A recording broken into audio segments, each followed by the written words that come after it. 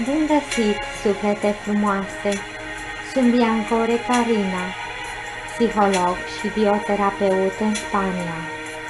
Mă puteți găsi la telefon după ora 18, după terapiile de la cabinet, la numărul 0034 600 606 899, Spania.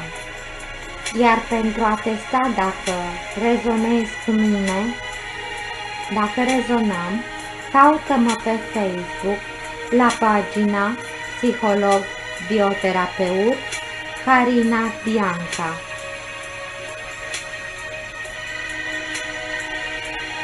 Toate înregistrările și terapiile mele sunt marcă înregistrată, cu drept de autor.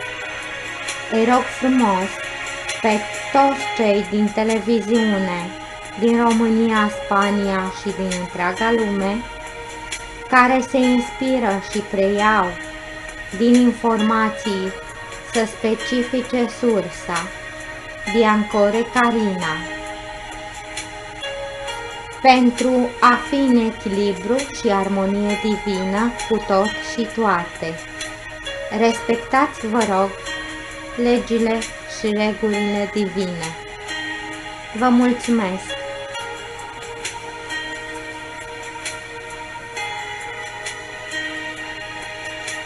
Îngeri și zodii, predicții pentru săptămâna 23-30 aprilie 2017. Berbecuți, pentru voi, suflete frumoase, în această săptămână veți rezolva tot ce aveți de rezolvat prin compasiune și înțelegere. Prin compasiune și înțelegere. Atenție! De câte ori sunteți puși în fața unei decizii, unei acțiuni, unei rezolvări, vă rog să vă gândiți la aceste aspecte, pentru că în această perioadă sunt alături de voi îngerii compasiunii și îngerii înțelegerii divine.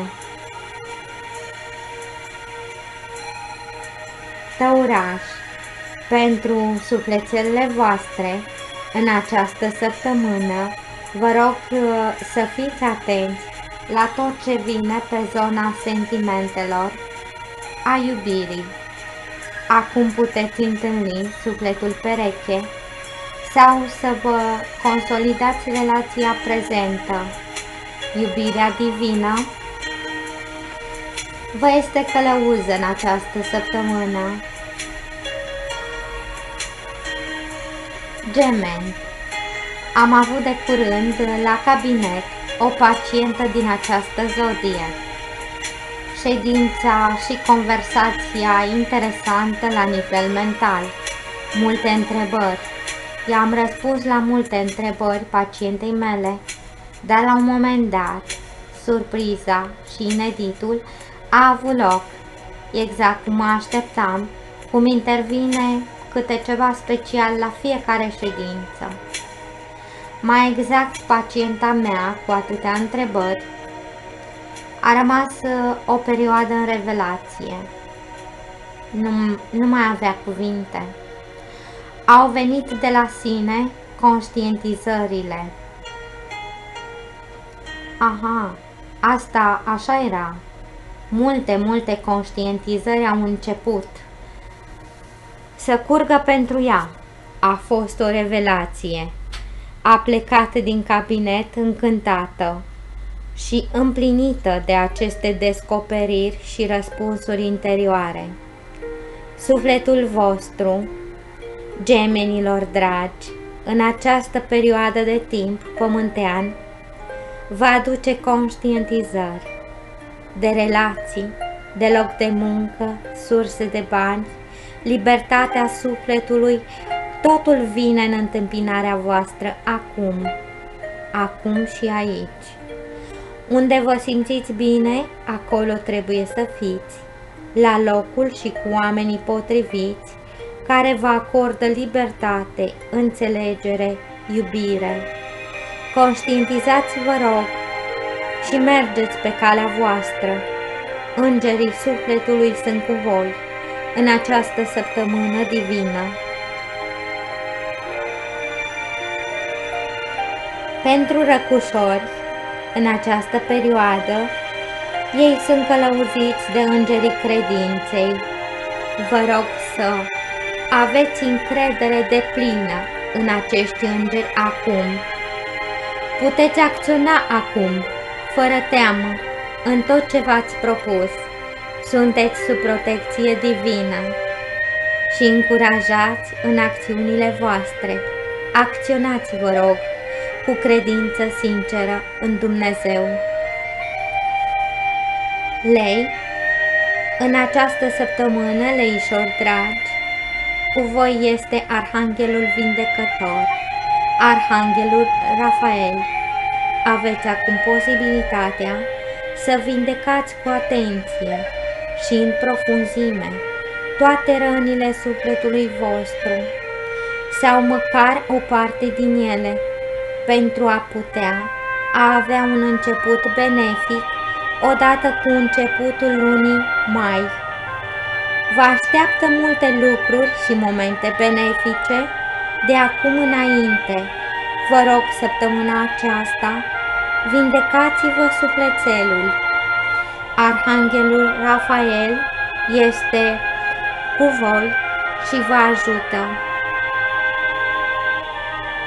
Dragi fecioare, pentru voi, scumpele mele, în această săptămână sunt prezenți îngerii puterii divine, iar dacă în vreun moment aveți impresia sau vă simțiți devitalizați, fără energie, chemați în ajutorul vostru pe acești îngerași drăgălași, îngerașii vitalității și puterii divine. Vă sunt călăuză. Balanțele, scumpele mele, în această perioadă sunteți însoțite de îngerașii iubirii, iubirea divină, iubirea în tot și toate. Cei singuri pot întâlni sufletul pereche sau o relație karmică în care vor evolua frumos și profund spre binele lor suprem și ocrotiți de Dumnezeu.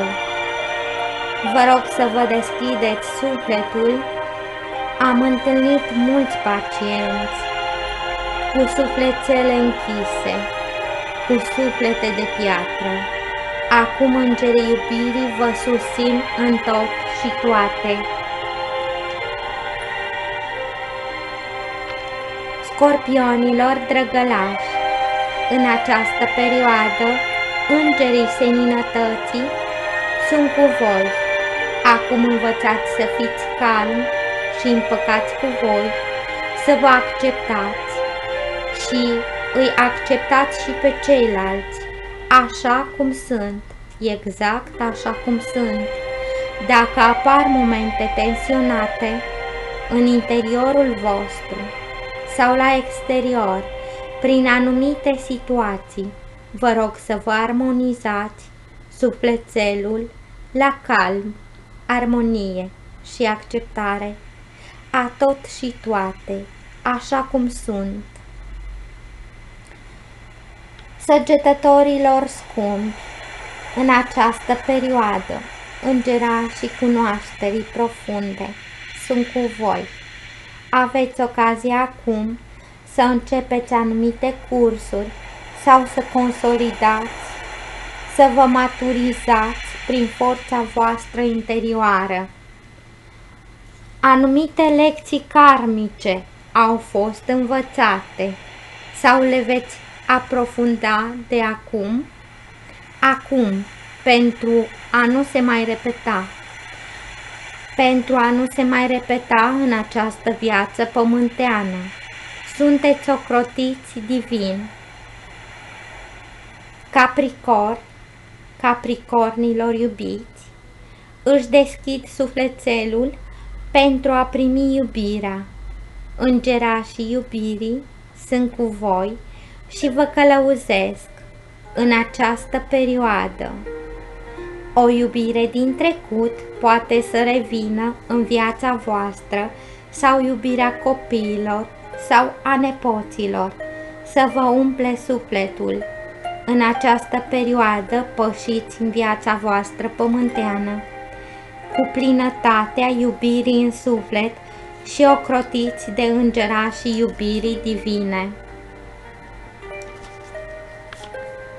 Vărsătorilor, prieteni dragi, în această perioadă, toată supărarea și întristarea o topiți în adâncul oceanului universal astral. Toate fricile și stările mai puțin benefice oferiți-le îngerașilor și călăuzitorilor cerului. Dreptatea divină vă însoțește în tot și toate în viața pământeană. Peștișorilor drăgălași, sunteți îndemnați în această perioadă, dar și în toată existența voastră pământeană, să aveți încredere în Dumnezeu. Cu sinceritate și recunoștință, îngerași și încredere divine, vă dau acum forța necesară pentru a acționa, pentru a vă realiza planurile pământene. Sunteți ocrotiți de divin.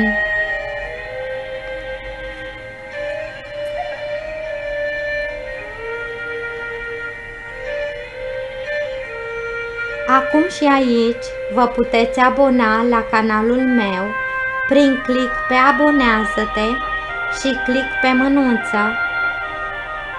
Să distribuiți pe Facebook aceste înregistrări pentru a beneficia cât mai multe persoane de aceste informații și de ocrotire divină prin aceste frecvențe miraculoase cu care eu lucrez.